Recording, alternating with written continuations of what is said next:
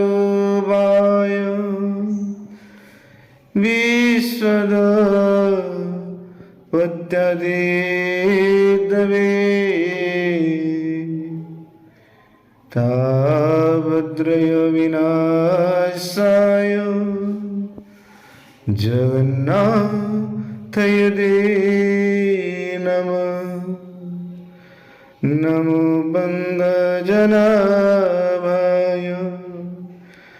नमो पङ्कजमालिने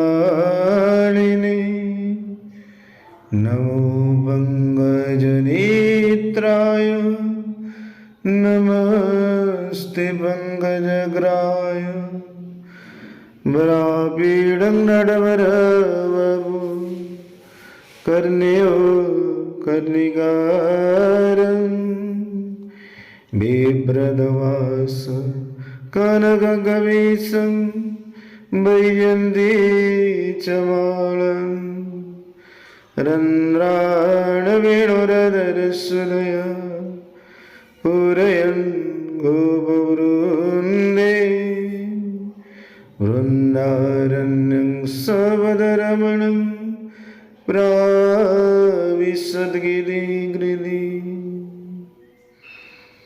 परमशास्त्र भागवत अभ्यास करुथिव नित्य अभ्यास करुथिव नित्य। परमशास्त्र भागवत এই ভাগবতরে ভক্তি জ্ঞান বৈরাগ্যর তত্ত্ব রয়েছে। দ্বাপর যুগର ଶେଷ ପ୍ରାୟ କଳିଯୁଗର ଆଗମନ। ସେତେବେଳେ ଭଗବାନଙ୍କର 24 ଅବତାର ମଧ୍ୟରୁ ବ୍ୟାସଦେବଙ୍କର ଜନ୍ମ ହୋଇଥିଲା। ସେ ଏ ଧରାପୃଷ୍ଠରେ ଆସି ସମଗ୍ର ବିଶ୍ୱର ମଙ୍ଗଳ ପାଇଁ ମାନବ ସମାଜର ଅହେତୁକ କଲ୍ୟାଣ ପାଇଁ ସେ ବେଦକୁ ପ୍ରଥମେ 4 ଭାଗ କରିଥିଲେ। ପରବର୍ତ୍ତୀ ଅବସ୍ଥାରେ ଅନେକ ପୁରାଣର ସେ ରଚୟିତା ବି ମଧ୍ୟ ଥିଲେ। ଉପନିଷଦକୁ ମଧ୍ୟ ସେ ରଚନା କରିଥିଲେ। କୁହାଯାଏ ଏକଦା ସେ ସରସ୍ୱତୀ ନଦୀ ତଟରେ ଥିବା ନିଜ ଆଶ୍ରମରେ ସେ ବସିଥିଲେ। ମନରେ ପ୍ରଶ୍ନ, ମୁଁ ତ ବେଦକୁ 4 ଭାଗ କଲି, ଉପନିଷଦ ଲେଖିଲି, ପୁରାଣ ଲେଖିଲି, କିନ୍ତୁ ତଥାପି ମୋ ମନରେ କାହିଁକି ଅପୂର୍ଣ୍ଣତା, ମୋ ମନରେ କାହିଁ କିଛି ରହିଯାଇଛି କି ସତେ କିଛି କରିବା ପାଇଁ? ଏହିପରି ଭାବନା ତାଙ୍କ ମନରେ ସୃଷ୍ଟି ହୋଇଥିଲା। ସେତିକିବେଳେ ନାରଦ ମହାମୁନି, ଯିଏକି ଭଗବାନଙ୍କର ଏକ ଶ୍ରେଷ୍ଠ ଭକ୍ତ, ଯିଏକି ବ୍ରହ୍ମାଙ୍କର ପୁତ୍ର, ଯିଏକି 24 ଅବତାର ମଧ୍ୟରେ ଜଣେ, ସେ ଆସି ଉପସ୍ଥିତ ହେଲେ। ସର୍ବଦା ବିଚରଣ କରିଥାନ୍ତି ଭଗବାନଙ୍କର ନାମ ଉଚ୍ଚାରଣ କରି। ନିଜ ପାଖରେ ଥାଏ ଭଗବାନଙ୍କର ପ୍ରଦତ୍ତ ଦେବଦତ୍ତ ବୀଣା। ଦେବଦତ୍ତମିମଂ ବୀଣା ସୁରବ୍ରହ୍ମ ଭୂଷିତଂ ମୂର୍ଚ୍ଛୟା ହରିକଥାୟ ଗାୟମାନସ ଚଳାମ୍ୟହମ୍।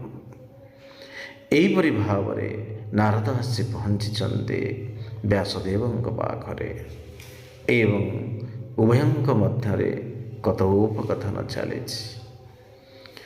ବ୍ୟାସଦେବଙ୍କର ପ୍ରଶ୍ନର ଉତ୍ତର ଦେବାକୁ ଯାଇ ନାରଦ ମୁନି କହିଛନ୍ତି ଯେ, ହେ ବ୍ୟାସଦେବ, ଆପଣ ବେଦକୁ ଭାଗ ଭାଗ କରିଛନ୍ତି ସତ, ଆପଣ ଉପନିଷଦ ଲେଖିଛନ୍ତି ସତ, ଆପଣ ପୁରାଣ ବି ରଚନା କରିଛନ୍ତି ସତ, କିନ୍ତୁ କୌଣସିଥିରେ ଆପଣ ଭଗବାନଙ୍କର ଲୀଳାକୁ ବିସ୍ତୃତ ଭାବେ ବର୍ଣ୍ଣନା କରିନାହାନ୍ତି।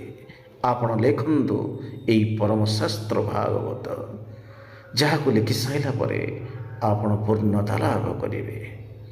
ଏବଂ ବ୍ୟାସଦେବଙ୍କର ଏହି କଥାକୁ ଶୁଣିବା ପରେ ବ୍ୟାସଦେବ ନାରଦଙ୍କର ଏହି କଥାକୁ ଶୁଣିବା ପରେ ସେ ରଚନା ଆରମ୍ଭ କରିଥିଲେ ଭାଗବତ। ଭକ୍ତି ଜ୍ଞାନ ବୈରାଗ୍ୟର ତତ୍ତ୍ୱ କଳିଯୁଗର ମନୁଷ୍ୟମାନଙ୍କ ପାଇଁ ମହୌଷଧି। ଭବସାଗରରେ ପୀଡ଼ିତ ହୋଇଥିବା ବ୍ୟକ୍ତିଙ୍କ ପାଇଁ ଏକ ସୁମଧୁର ପଥ ଇଏ କହିଲେ ଅତ୍ୟୁକ୍ତି ହେବ ନାହିଁ। ଭଗବାନଙ୍କର କୃଷ୍ଣଙ୍କର ଚିନ୍ମୟ ଲୀଳାକୁ ବର୍ଣ୍ଣନା କରାଯାଇଛି ଏହି ଭାଗବତରେ। ଏହି ଭାଗବତ ରଚନା କରିଥିଲେ ବ୍ୟାସଦେବ, କିନ୍ତୁ ଆକୁ ପ୍ରଚାର କରିଥିଲେ ନିଜର ସୁଯୋଗ୍ୟ ପୁତ୍ର ଶୁକଦେବ। ଯଂ ପ୍ରଭଜନ୍ତି ଅନୁପେଦ ବେଦ କୃତ୍ୟଂ ଦୈବାନବିର୍ଗାତରାଜ ପୁତ୍ରୀ ତୁ ତନ୍ମୟା ଦୟତରୋభిନନ୍ଦୋ तं ଶୁଭହୃଦୟଂ ମୁନିମାନସସ୍ମି। ଏହି ଶୁକଦେବ ଇଏ ଥିଲେ ଲୀଳାଶୁକ, ଗୋଲକ ଧାମରେ ରାଧାରାଣୀଙ୍କ ଦ୍ୱାରା ପାଳିତ ଶୁକ। ଭଗବାନଙ୍କର କଥାକୁ ଏ ଧରାପୃଷ୍ଠରେ ପ୍ରଚାର କରିବା ନିମନ୍ତେ ସେ ଜନ୍ମ ନେଇଥିଲେ ବ୍ୟାସଦେବଙ୍କର ପତ୍ନୀ ଭୀଟିକାଙ୍କ ଗର୍ଭରୁ। ଏବଂ ସେ କୁହାଯାଏ ଯେତେବେଳେ ପ୍ରଥମେ ସେ ଜନ୍ମ ନେଇଥିଲେ, ଜନ୍ମ ନେବା ପରେ ସେ ଆଉ ସଂସାରକୁ ଅନେଇ ନଥିଲେ, ସେ ଚାଲି ଯାଇଥିଲେ ତପସ୍ୟା କରିବା ନିମନ୍ତେ। ତପସ୍ୟାରେ ରତ ଏବଂ ବ୍ୟାସଦେବ ଭାଗବତ ଲେଖି ସାରିଲା ପରେ ଖୋଜୁଥିଲେ ଏକ ସୁଯୋଗ୍ୟ ଯିଏକି ନିଜର ଏହି ପରମ ଭାଗବତ କଥାକୁ ସଂସାରରେ ପ୍ରଚାର କରିବ। ନିଜର ପୁତ୍ର ହେଇଥାନ୍ତେ ପଛେ, କିନ୍ତୁ ସେ ଜାଣିଥିଲେ ଶୁକଦେବ ହେଉଛନ୍ତି ଏକମାତ୍ର ଯୋଗ୍ୟ ଯିଏକି ଏହି ଭାଗବତର କଥାକୁ ଏ ସଂସାରରେ ପ୍ରଚାର କରିପାରିବେ। ଏବଂ ସେ ଶୁକଦେବଙ୍କ ନିମନ୍ତେ ଏହାକୁ ଅବଗତ କରାଇବା ନିମନ୍ତେ ତାଙ୍କୁ ନିଜ ଶିଷ୍ୟମାନଙ୍କୁ ପଠାଇଥିଲେ, କହିଥିଲେ ଯାଅ ଶୁକଦେବ ଯେଉଁଠି ବି ଥାନ୍ତୁ ତାଙ୍କ ଆଗରେ ଏହି ଭାଗବତର ଶ୍ଲୋକ ଗାନ କରିବ।